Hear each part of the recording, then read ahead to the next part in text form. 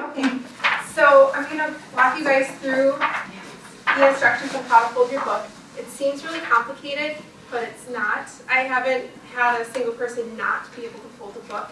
You won't be able to fold your entire book today, but we can get you started to kind of where you start seeing the image of the book, which is kind of exciting as you go. So, can't figure it out right now. I'm going to go around after I give instructions and sit with each of you and kind of figure out where to start if you need a little extra help. So, when we look at a book, I'll show you how it's folded first, so you kind of get the concept. On your pattern, before we even figure out where to start in the book, I'm going to walk you through how to read a pattern. So you have page number in the first column, and then you have your first measurement and your second measurement. So for example, when you start out on page 1, your first measurement, you're going to have 1 tick mark. Your second measurement, you're going to have a second tick mark. And when you look at the measurement, it's in centimeters. So you aren't going to use the inches part of your ruler, you're going to use the centimeters because it allows us to be very precise. So for example, if you're doing the snowflake, your first measurement is 9.8. So you do 9 centimeters, and I don't know if you can see this, but I'll walk around and show you. You start with 9, and then you count 8 tick marks. And that gives you 9 centimeters and 8 millimeters. And then your second measurement is 10 centimeters and 4 millimeters. So that's kind of where you figure out how to put the tick marks. So when you first get your book, the way that you're going to place it on the table is, if this is the cover of the book, you're going to turn it 90 degrees to your left. So the cover is this way, and the pages are up at the top. And as you measure, you're going to measure and fold. That's 1, and then measure and fold, and continue through. You measure these measurements from the top. Yep. So from your From first the left? yes. So your first measurement, the way you're going to line up your ruler is you're going to put the 0 all the way to the left of the page so that it's just touching the edge. And so if your measurement was 9.8, you would make the first tick mark by 9.8, and then the second tick mark by 10.4, and then fold. And again, Fold from one side to the first tick mark and not right side to the second tick mark? yep, and just dog ear them at a 90-degree angle. You want this to be straight like this. And if it's confusing, I will walk you around. I'm just going to give one overall instructions, and then I'll go around and show you each on your own. Do not count 5 pages for any So now I'm going to walk you through where to figure out to start your pages. So now that we know how to measure and fold, we can figure out where to start. So this is the first book that I ever folded. And it looks a little off-center, right? It's because at the time when I folded my first book, I didn't realize where to start in your book, because you're going to want, every book is different. Your patterns that I have here are for 401 pages, but you have books that should be more than 401. So you might have a book that's 535 or 600. And so you're going to have extra pages that you're not going to fold. So we need to figure out where to start in your book so that you don't either run out of pages or you don't kind of get a lopsided book like I have here. So this is the most complicated part. And it requires a bit of math. And again, I can walk you through, or if anyone's been here before or gets the concept right away, you can help your neighbors, that would be great. So everyone should grab their pencil and this sheet and their book. So the first thing you're going to do is, and I'll use my book that I here that I want to fold. Go to the last marked page of your book. So that means go all the way to the back and look for the last number you see. So on my book I have 610. So write that right at the top. So I'm going to write 610.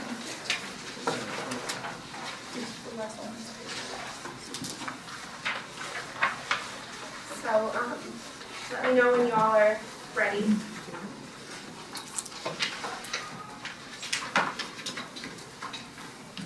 Does anyone not found their last page in their book?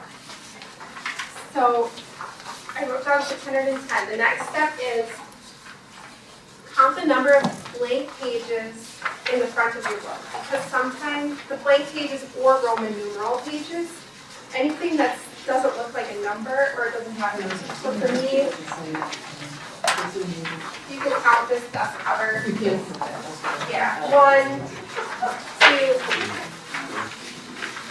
So go by 2. So 2, 4.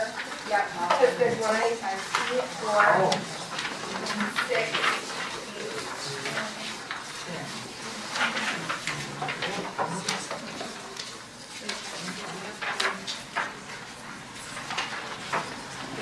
So on my instruction, it says count front and back. I just count by 2. Because we have 2 on each side. So does that make sense? Do you count this page? You can, yeah. Even though we count the back? Yeah, you can count it because there's usually 1 on the back too, or you can skip it. Okay. And then once you have the front blank pages and Roman numeral pages counted, go to the back and do the same. So I only have 1 leaf, so I'm going to put 1, 2. So I'm going to put 2 for my back page. Excuse me? Actually, it would be 4. Should we count that? Yeah. She said you can, or no, because it evens out. So if you count. Yeah. So now it's time to do some math, and what you need to do is add all of those numbers up. And you can use your phone or, do it by hand as well. Yes, exactly.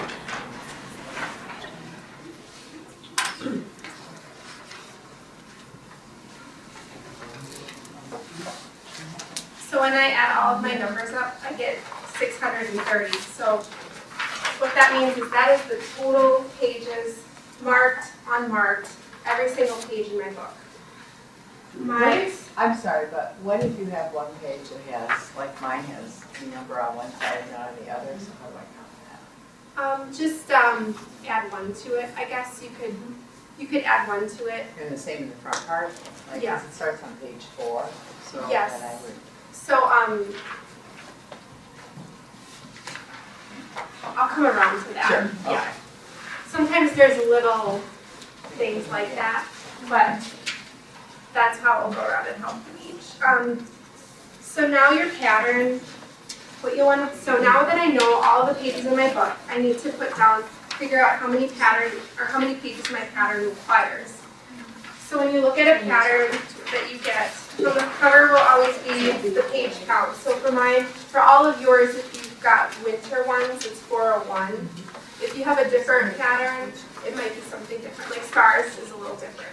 So write down the Number of pages, right underneath them. yeah.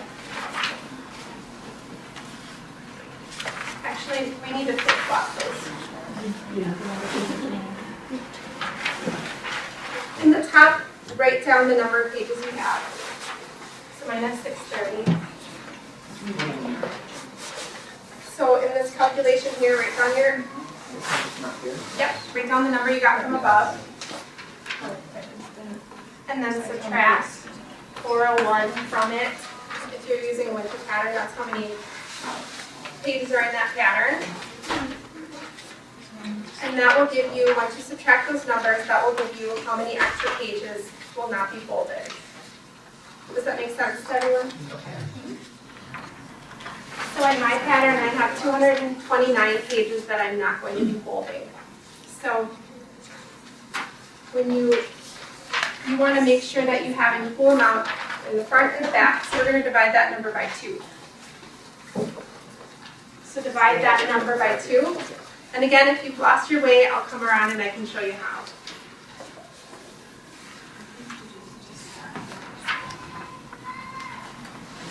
And you can, if you get like a half number, you can round up or round down. It doesn't really matter. You might be, one side might have one extra page and the other won't. So for my book, I need to count. So when you have the extra, when you divide it by 2, that is how many? How many are at the Yeah. front?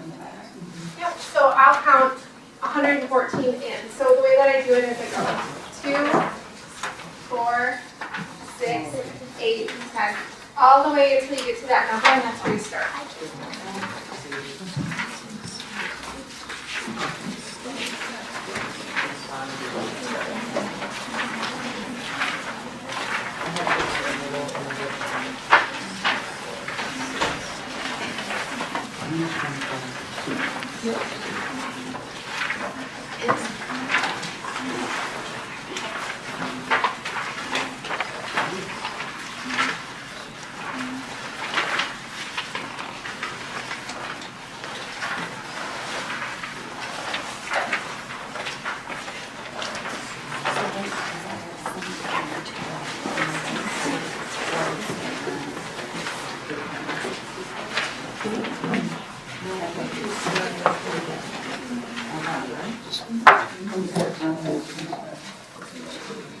So once I found where I'm starting, I put all these extra pages down below, and this is where I'm going to start folding. So for my snowflake, like I showed you, put your ruler at the top, and then tick off your first measurement and your second measurement.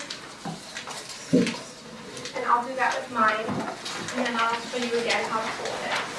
Sorry for the question.